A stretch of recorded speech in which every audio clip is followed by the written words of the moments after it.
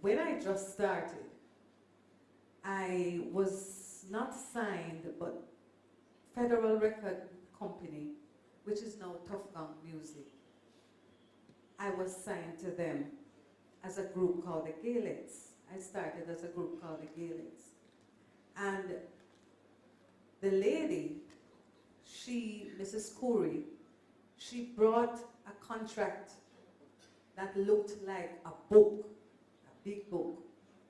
And she was just turning the pages and she said to me, well, I'm going to give you, you're going to have, we're going to give you vocal training, we're going to give you stage ethics, we're going to give you all these things if you just sign. Now, I was 16, so I didn't understand that I needed legal representation. So that's it. I didn't do that. I contemplated, but I went and signed. I did, because everything she was telling was so attractive, and that was what I needed to develop my craft. So that was what I did. I went ahead and I signed without taking it to a lawyer or anyone else. And then I recognized that the contract renewed itself every 3 years. So it was perpetual. I couldn't get out of it.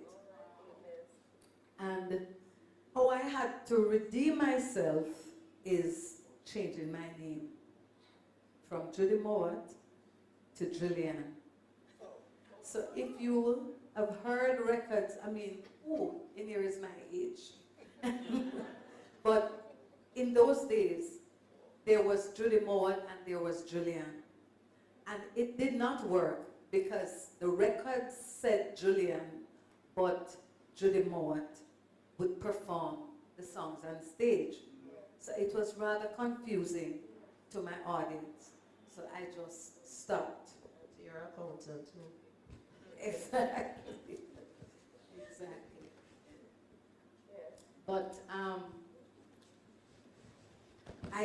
finally, I got out of it because I got a lawyer. I got an attorney to assist me. And I was able to get out of it completely. And then I was then signed to another company further up. I started writing. And I came into music not because I wanted to make money. I came into music because I had a passion. I came into music because I had a love and I had a drive for the songs that I wanted to write. I recognized that people were hopeless, and I wanted to give hope to people, so I was consumed with that instead of money. And so I did the Black Woman album, and a company in New Jersey, Shanaki, said they wanted the album, and they were willing to pay me for the album. But the thing is, it was a licensing deal, and that licensing deal was for 7 years. Up at 7 years, after 7 years, the product would be mine. It would come back released to me.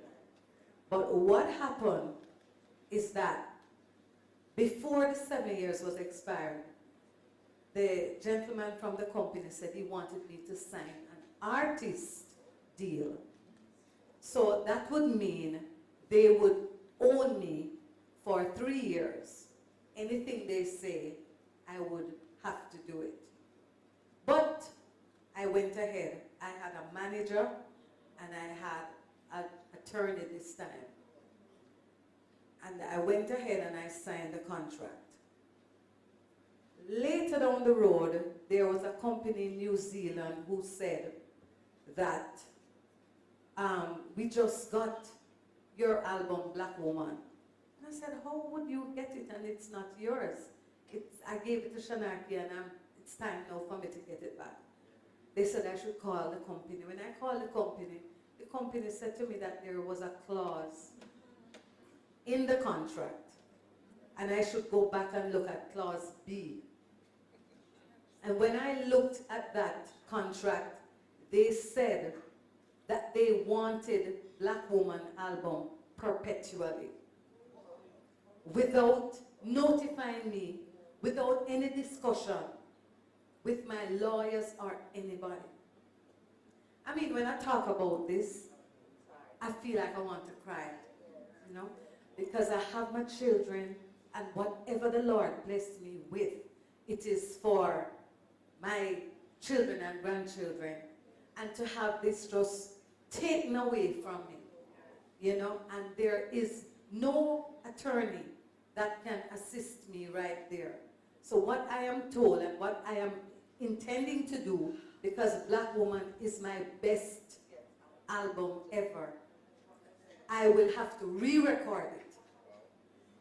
So I'll have to spend money to re-record it and then put it out on my label, just to have my material back.